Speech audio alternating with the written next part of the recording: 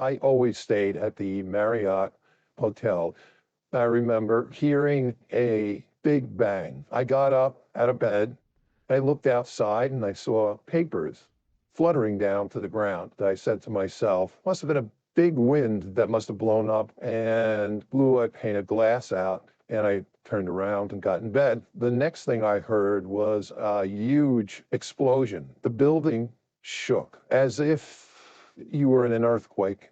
I turned, I looked out the window. It was as if a curtain of concrete and steel came falling down. I could feel the building breaking up around me, and I ran to the opposite side of the room. I said to myself, these are the last few moments of my life. I yell out into what was left of the hallway, is anybody there?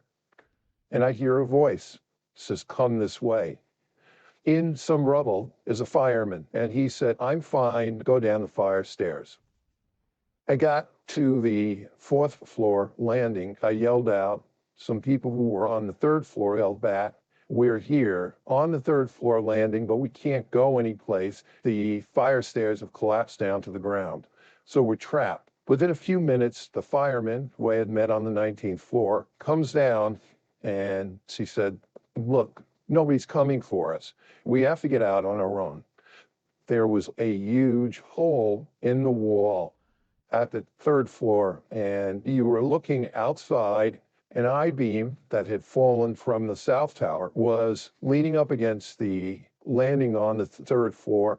The banquet manager of the hotel went down the I-beam to the second floor. I went next. I grabbed the I-beam like I was grabbing somebody's body, put my legs around it and my arms around it, and lowered myself down. So we get down to the ledge, now on the second floor.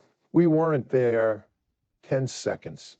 All of a sudden, I heard what I can only describe as a freight train coming at me out of the sky. That was the North Tower coming down. It was the floors pancaking one on top of the other. Clack, clack, clack, clack, clack. We got buried under more rubble. And I remember saying to myself, you can't be lucky enough to survive it twice. And I started to pray.